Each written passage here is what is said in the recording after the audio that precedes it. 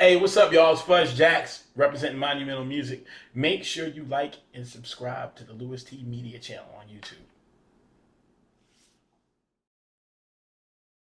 You can look for the origin story behind Fuzz and Mac, talking about hip hop legends, hip hop legendary jazz bands around the NC area, and you get to know more about.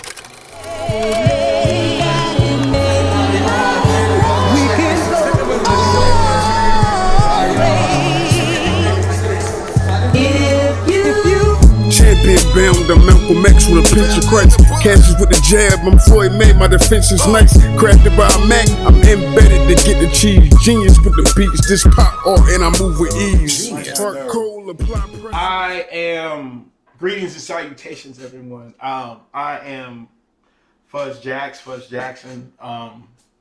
Real name's Lamar Jackson Jr. Oh wow, you got the government name on camera. Name on camera. Man, that's a sign of maturity right yeah, I'm there. growing, man. I'm growing. One half of Action Incorporated, one half of Leg Sweep, Monumental Music affiliate, former member of Organix. Yeah, a lot of stuff on the resume. Did I say Action Incorporated already? Yeah, one half of Action Incorporated. All right. Shout out to Fuzzy DJ Mac Battle. too. You know what I'm saying? Monster Vision. Shout out to my man Jamat. We'll talk about that later. But yeah. All right. So, well, thanks for coming, being a test subject on. So tell us a little bit about that. So, before we get too deep in it, so when is the last time that you and Fuzz, you are Fuzz, And Mac have been performed together? Wow, that is crazy because the last show Mac and myself did was with Battle in Virginia. I remember hearing about that. Yeah, I heard that was did. a very interesting. That was a very interesting show. That was a whole interesting situation because like my dad was in the hospital then, and I had to go. I had to leave. I had to give Jeff my car and drive to Virginia drive from Virginia to Georgia with Matt to see my dad before he passed away. So that was a crazy show. Because I had to do that show knowing that shit. Like, so that was crazy. But that was the last time all three of us were on stage together. So for me, this show on the 30th is really going to be good because this is like the first time all three of us been back on stage, like, together. That was 8 years ago. Oh, man. Yeah, it's crazy. It's crazy. But yeah, so this show's going to be crazy. Man, 8 years. So give us the details on the show. Well, basically, man, it's DJ it? Battle. The show is going to be September 30th, Friday night at Satellite. DJ Battle on the tables, myself, McClain. We got some special guests coming through. We're doing most of the new project coming out. Produced by Kansai from Minds One. So it's going to be interesting, man. Kansai produced the whole project? Yeah. Actually, man, I think the goal is for us to put out 2 EPs. Yes. But all produced by Kansai. Oh wow. Yeah. Shout out to Kansai. He's come a long way as a producer. Yeah. You know. Yeah, man. Yeah. Minds One. Monumental. Yeah, for sure. I think this is gonna be our best project just because of the growth. The growth from all of us, from myself, from Khan, from McClain. McClain was always a dope writer, but now she's like out of here. You know, I've did my thing with the pen. My pen game's gotten better. Kansai's production has just gotten out of the park. So I think it's gonna be a really good project. I think if you haven't listened to the prior projects, I think this project is really gonna like separate us from the last two. Like you're really going to hear grown up versions of us, and I think that's important. I think now is the time to really show everybody, you know, why we've been doing this and how long we've been doing this and why we're so good at it. You know what I mean? Yeah. So there's 2 previous projects out. Yeah. The first one, self-titled, Calico and D. Allen produced most of that one, and the second project is called Remember This, and it's D. Allen. Production from Skeptica from England. Shout out to my man Dante Wyatt. He got a joint on there. D1. D1. And for those who don't know, Calico, That's Neil. Yeah, Your Neil, old my homie back from Augusta who used to live here. Now he's back in the AUG. Shout out to Calico. And y'all used to be also partners. Yeah, we were homies. We were partners in NHA, and we also were in Organix together with McClain. That's how we met McClain. And Shaft. Yeah, and Shaft. Yeah. Good. Know your history, you know. For those the old school heads. You know, right. For the 35 and uppers, maybe 40. Probably 40. Probably 40. It's not me. Not you. I'm 35. Yeah. You were talking, yeah. Okay. So I didn't know Neil was in Shaft. I mean, not Shaft. I did not know Neil was in Organix. Yeah, the thing about that, man, we showed up late because Organix. Did you know Organix was an instrumental band? You would think with my background I would know more, but that's still far enough away. Mm-hmm. I didn't know of Organix until y'all were in it. First time I seen Organix was at Paleo Sun, I believe. Well, Organix was live jazz hip hop. And it was like a super group, man, because it was like Kobe Wall on drums, Benny Hill on sax. You had Gerald Shinette played keys every now and then. Sean Higgins, who was a beast, played keys. Sean Mahoney was a guitar player who was phenomenal. Then you had my man Chris, was crazy on the guitar. Gary was on bass. Mike Hickman was on bass for a minute. Man, we had so many people come in, but it was always a phenomenal group of jazz players that loved hip hop as well. And John Fulkerson, I got to shout him out. So yeah, we played in Wilmington for a while. But side note, Organic started as an instrumental group, and it was Kobe Wall, Matt was on bass, Namanon was on tables. Shout out Knobs. Shout out to Knobs. I'm trying to think, was somebody else was on guitar back then too? I can't. There was a couple other players back then. I think Benny Hill was with the original setup as well. But Calico came in one night. Calico and myself went to Paleo Sun and they were playing. And Knobs was like, get on the mic. And we got on the mic and the rest was history. And for those that don't know, Paleo Sun is now Bourbon Street. Mm-hmm. So this is way back. This is years ago. Like I remember Paleo Sun was one of the first places that you can they had like a little section outside that you can drink, and that was like a big deal. That was a real big deal. So you said you weren't originally a part of it. So how did you meet or be a part of the group Organix? Namanon invited me and Calico to come in and freestyle one night, and it was packed. And we did it, and the response was crazy. And they were like, yo, you want to do this again? I was like, yeah, I'll do it again. And we just kept doing it. And then finally they were like, yo, y'all are part of the band because every time y'all rap, like the crowd goes crazy. So we jumped in it, made some songs. And then a couple years later we were playing. And then this tall, skinny girl walked in and sat in, got on the mic and started singing, and that was Matt. And so that's how Matt ended up being a part of the group as well. And so the rest is history. At that time, did you know Mac or did anybody? None of us knew her, man. Nah, I think it was a situation, man, where Kobe was playing jazz somewhere. And because he also had like a side, like a jazz thing. And she showed up, came in and asked if she could sit in or something like that, and then boom, and then she started coming to like some of the spots we played at. Yeah. And then I was like, this girl can really sing, and but it was way more than what I expected, way more. And man, she came in, she killed it, and then boom, and then so the core group was confirmed, and then the rest is history, man. Okay. Yeah. And shout out to Kobe. That's my Gemini twin. We both got the same birthday. Oh, word. Shout out to Kobe, man. All right. So at that time, were you still doing like NHA Shaft? Where were you at? Shaft was done probably by the time we got to Wilmington. By the time I got here, it was a wrap because what a lot of people didn't know then, like we almost had like a for real deal. And basically, me and I moving to Wilmington was just basically on some like cool shit. Like it wasn't even like about the music. It was about the music, but then once that happened and we started creating the whole NHA thing, and then it just like it kind of just like we were like, fuck it, let's just keep making music. And but then once that kind of ended, I started doing more solo stuff and doing mixtape stuff. But we were all recording music at the same spot, so that was another thing that kind of blended over, because we were still recording music at Heidi.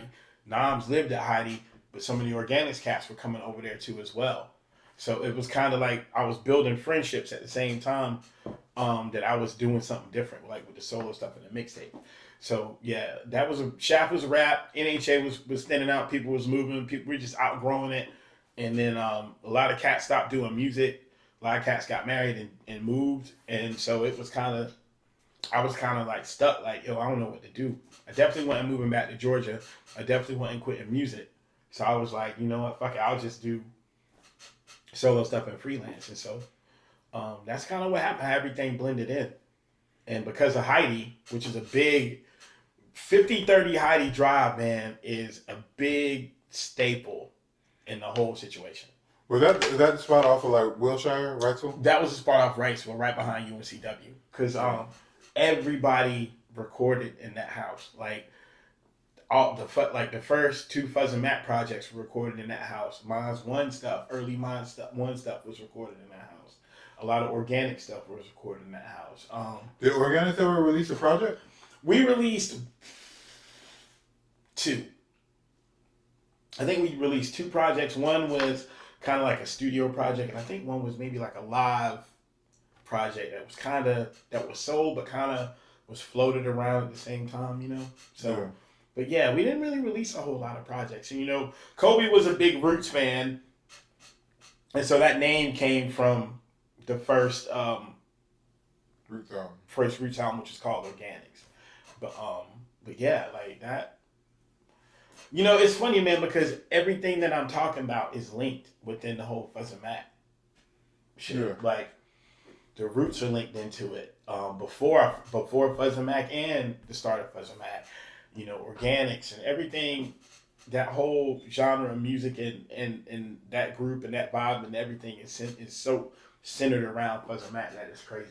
Yeah, I remember going to see y'all at House of Blues. Wasn't that was actually opening up for the Roots? Yeah, we opened up for the Roots twice. And the thing about that, the crazy shit about that, bro, that was Fuzz and Mac's first show.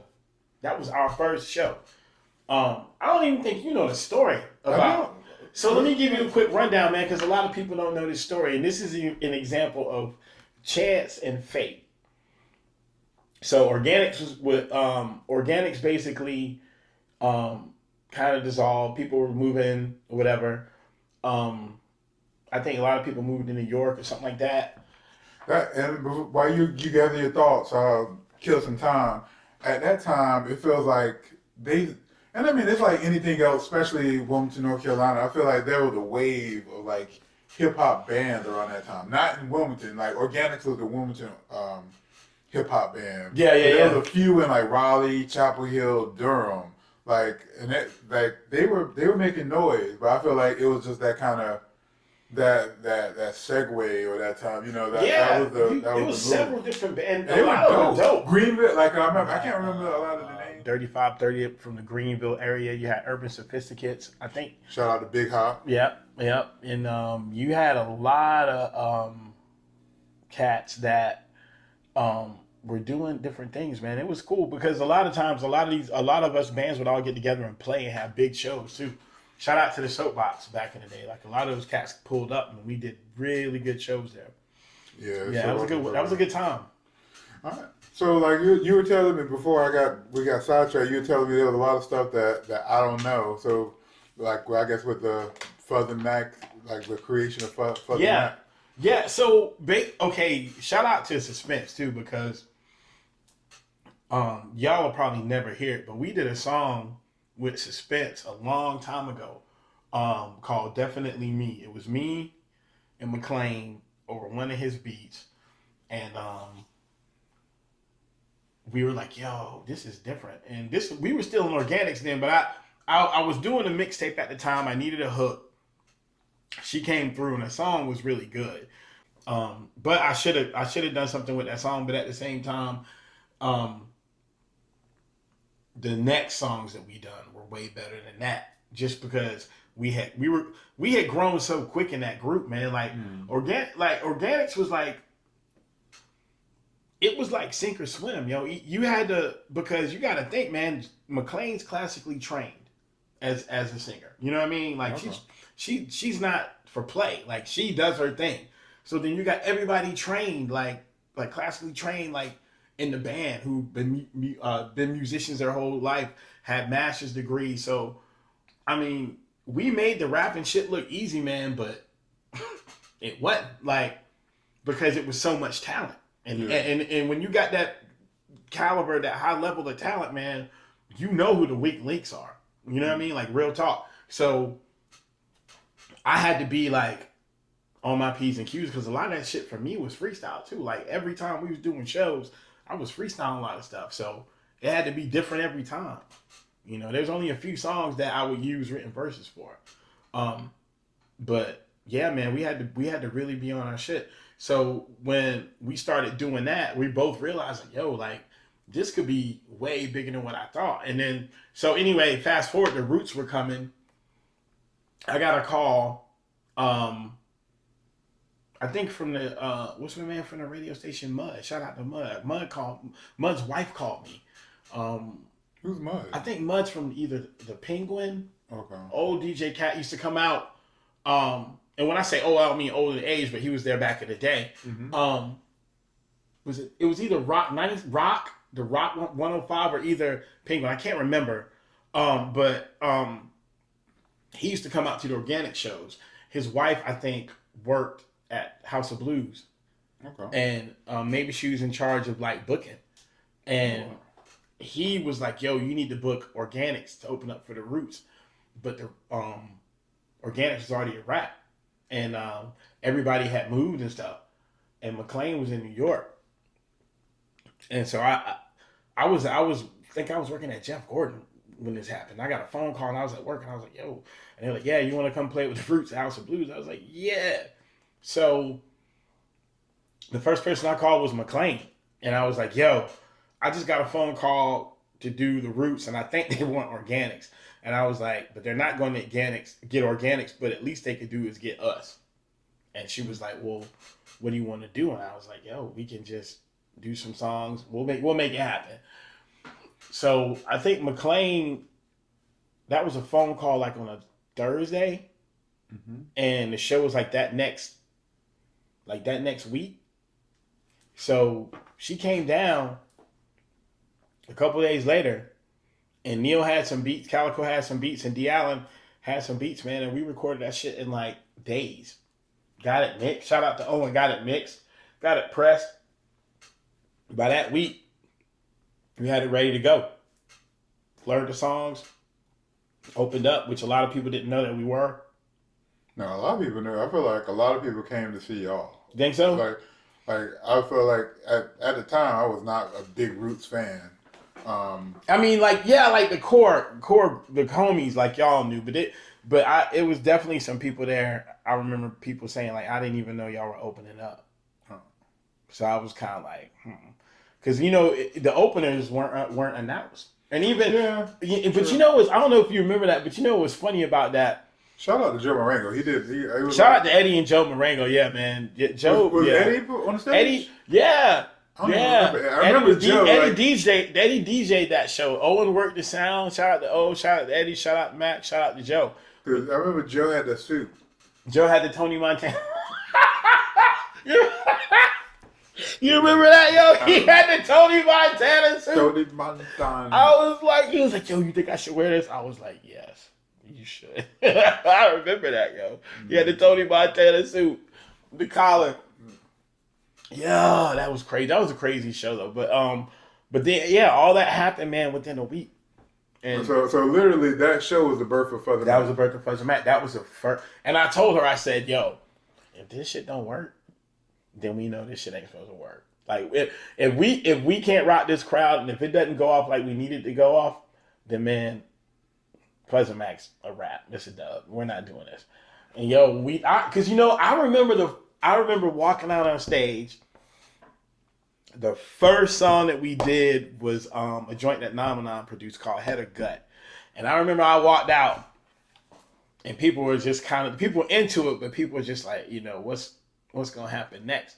And then I remember we did the song called Shades of Blue and Mac sang the hook and Mac walked out and everybody went ape shit. That was crazy. So with that being said, that was the birth of Fuzz and Mac, and that's when we knew it would work. They asked us to come back the second time and do that too. We did it twice.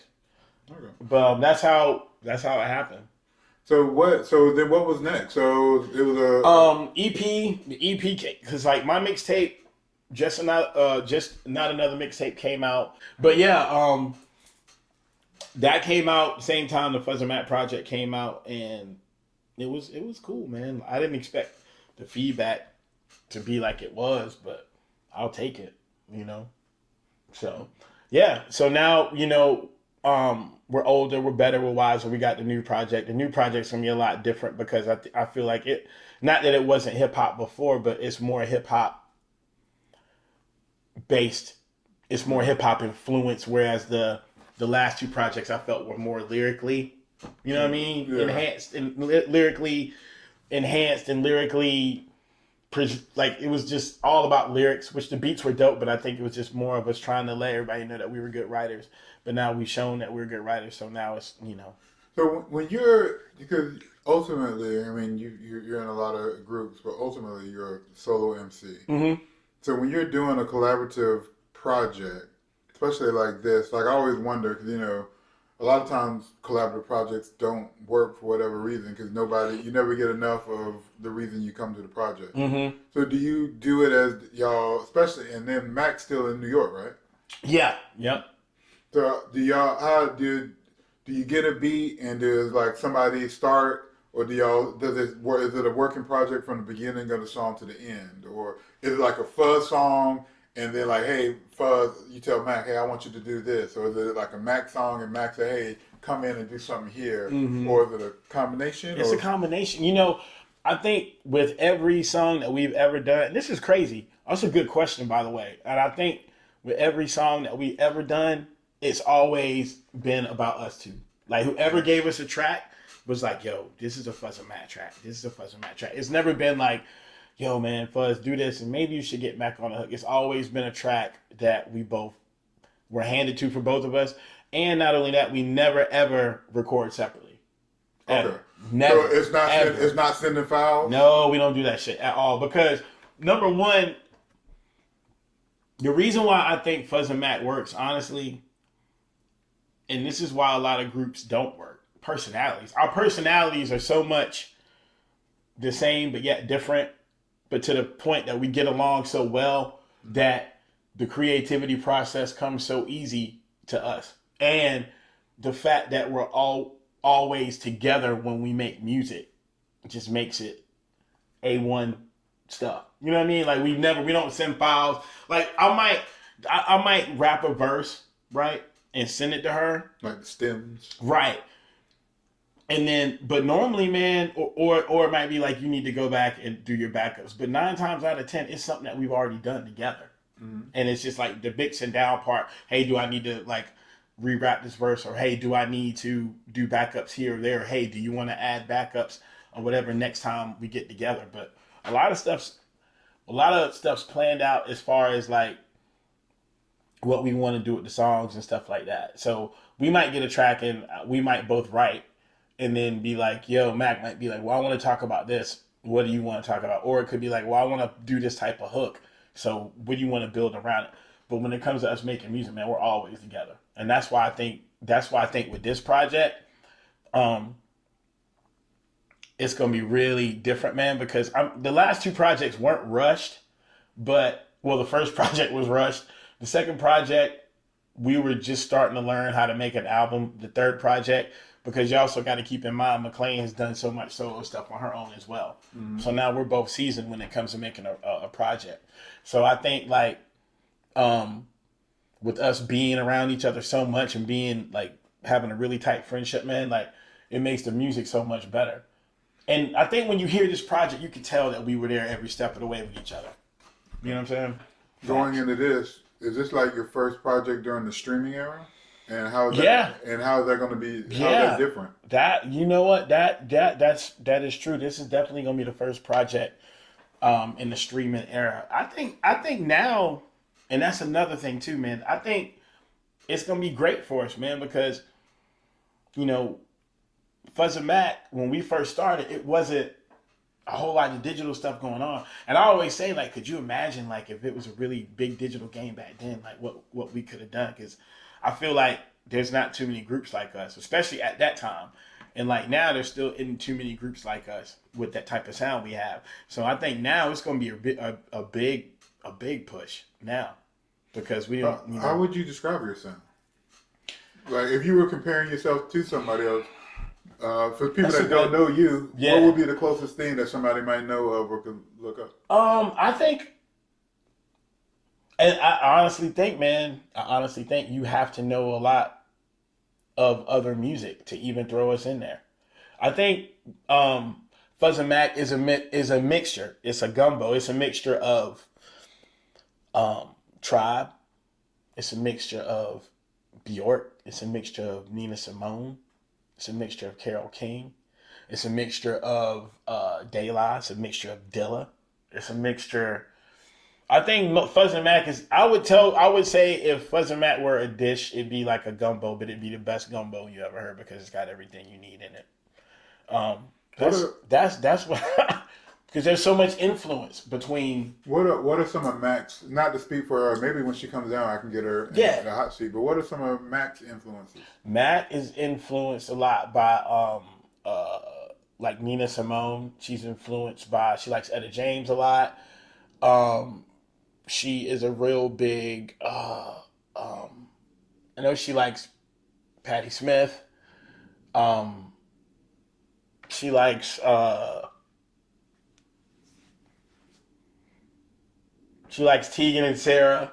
She likes, I mean, she likes a lot of different shit. She any hip hop influence? Yeah, she likes Tribe. She likes Wu. She likes Griselda. Oh wow. She likes hieroglyphics. She likes Sean Price. R.I.P. R.I.P. Sean Price. You know what's crazy? I'm gonna tell you. The one thing that she really liked, which I did not think she would like, when we were on our road trip, the Alchemist Currency album came out. Okay. And we listened to that whole album in silence. And she just looked. I remember her looking at me because we were taking turns driving, and she looked at me and she was like, "Yo, this shit is dope. Like, I fuck with the Alchemist." So like, I feel like Alchemist is becoming one of her favorite producers now. It's cool to see her mind work, listening to this music mixed with the way she writes. So it's definitely influential, man. Like, it's really hard to explain our sound. I don't think you can. Can you explain? Hip hop wise, I would compare it to maybe, I don't know, because a lot of like hip hop R&B, because it's not really, the singing is not really R&B. But usually with hip hop, it's hip hop R&B. It's hip hop R&B. You know, like I feel like from what I know, the Bjork was a kind of, and it's not really, and it's not pop. You know, it's not, because I mean, I don't even know if you would know how to do pop. That'd be a stretch. Yeah. But yeah, you're exactly right. And I think that's what the thing about Fuzz and Mac is. Like, when you look at us, if you didn't know us, like when we were touring especially heavily, the funny thing was when we walked in the venues and people would look at us like, yo, what's about to happen? You know, it'll be, right now we're working on putting the first single out in a few weeks, hopefully, and that'll be available on all streaming platforms. Pretty much the project will be as well, all digital streaming platforms. The EP, the first installment of the 2 EPs, the first one will probably be out spring, summer, hopefully next year of 2023. And then maybe later on, or the beginning of that following year, the second one will be out. But yeah, man, round one is out right now. You can go to my YouTube channel, check out the video. That single will be available for release probably in a few weeks or a month or so, hopefully. I would like to have it done by and ready for the night of the show. That'd be dope. But if we can't, maybe the week after that. But yo, you'll be able to get them everywhere. We're putting everything out ourselves, like it should be. So I know a lot of stuff, a lot of your projects, you don't put like for streaming. You have it on like your Bandcamp. What's the different mindset from doing it this way versus that way? Like, because I know a lot of artists that have like air quotations, like I don't even know if it's air quotations, but like a cult following, the people that will get what they have before putting it to the masses. They do something like Bandcamp, where their real fans can come get it, where they get more revenue that way versus putting it out. Because the Spotify's, the Apple Music's, the titles, they don't. It's easy. It's great for the fans, but it's not great for. It's never great for the artists. Yeah. But if it's great for the fans, it can be great for the artists. But anyway, we digress. What's the different mindset between the two projects? Like, why do you choose like? And it is Bandcamp, right? Right. My Bandcamp is fuzzjaxx.bandcamp.com. But it's funny because a lot of the older songs that I have on Bandcamp, I'm starting to put out on bigger platforms. But I feel like with this project, I feel like the masses need to hear this ASAP. Whereas, I put a lot of my favorite tunes on the Bandcamp stuff, and those songs work, and those songs have worked, but I'm trying to, get into the whole different platforms thing. But I kind of feel like this too, though. If you're a real fan, you'll get it from wherever platform we put it on. You know what I mean? And that's kind of how I like to move on the Bandcamp. Like, I like to take songs that I really hold dear to me, that I really think people need to hear first. I'll put them on Bandcamp and let them stay up there for a minute. And then I'll be like, okay, now I can put this on other platforms. I mean, I did it with Congo. I did it with Still Standing Part 1, Part 2. Shout out to Twizzy. Shout out to Kansai. But I think like with this particular project, we want to put the singles out first. Maybe put one single out first and then go ahead with the EP. But I think this is going to be such a big project that we need to go ahead and serve the masses like ASAP. Because a lot of people have been asking about it, and we giving them what they want, man. But we're doing it our way, the way it's supposed to be. And like I said, man, I think you're really going to be impressed with what you hear. Okay. Yeah. And speaking about giving people what they want, vinyl has a resurgence. Are y'all going to put? Yeah, we thought about that. Stay tuned, man. Shout out to Fort Laurel Records. We might have something coming soon in the works. Okay. So, whether it be a new song or a song off the project, we got something coming. But I've been seeing all the vinyl that's been coming out, and Fort Laurel's been doing a lot of stuff with the local artists and artists that aren't from around the area. But shout out to them because they got the Project with Mine's One right now out. So make sure y'all get that. Yeah, I think they're putting out a Haji P project. Yeah, that's right. Shout out to Haji. Good stuff. Yeah. I'm glad to hear that. Yeah. So one more time, like tell us the show where people can find you. And then kind of give a little, what can they find on your social media and stuff? All right, so you can go to make sure you go check out the show September 30th, Friday night at Satellite Wilmington. Go to Fuzz and Mac on Instagram, Fuzz Jaxx on Facebook, Fuzz and Mac on Facebook, Your Mom's Favorite Rapper, which is me, on Instagram, and Fuzz Jaxx on TikTok. Fuzzjaxx.bandcamp.com to check out some of my latest stuff. Yeah, that's pretty much it, man. Y'all stay cool. All right.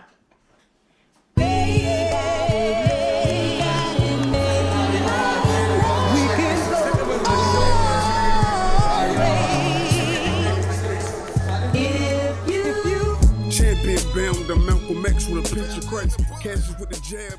So, Fuzz, how long have we known each other, Fuzz? Since 1999.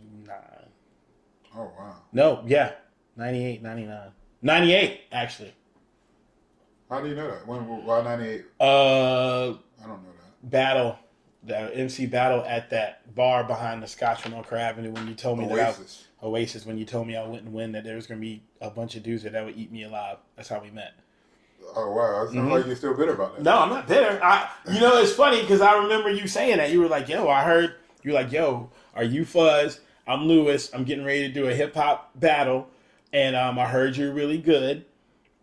There's going to be some MCs there. But you're more than willing to come and sign up. And then I remember somebody walked up and he was like, yo, this dude is nice. And he was like, I'll see it when I believe it. And I was like, cool.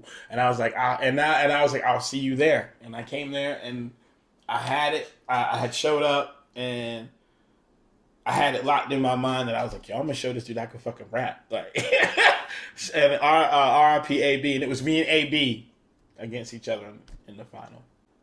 Yo, what's up, Fuzz Jaxx? I hope you will be joining me October 16th, live NC Color. Be there.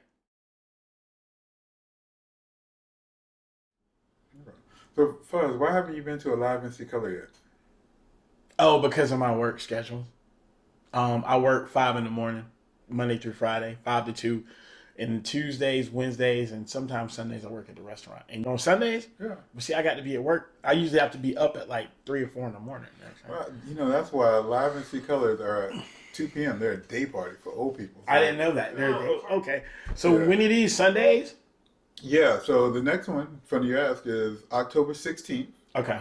At Dead Crow Comedy. All right. So at 12 p.m., we're going to have like a vendor's market, have people selling goods. We're also going to have a Street Fighter 2 tournament.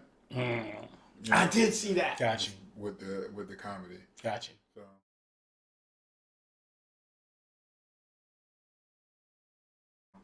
So yeah. So tell everybody where you're going to be October 16th. Yo, what's up? It's Fuzz Jaxx. October 16th, I will be at NC Living Color. Live NC Color. Let's do this again. Yo, what's up? It's Fuzz Jaxx. October 16th. Join me and talented, wonderful people at live. I suck at these. Live NC, like live North Carolina. Live NC Color? Yeah. Okay. So like in Living Color, but live NC Color. Okay. Live NC Color, October 16th. All right. Dead Crow Comedy. Tickets are available. Felt like Floyd Mayweather, bro. But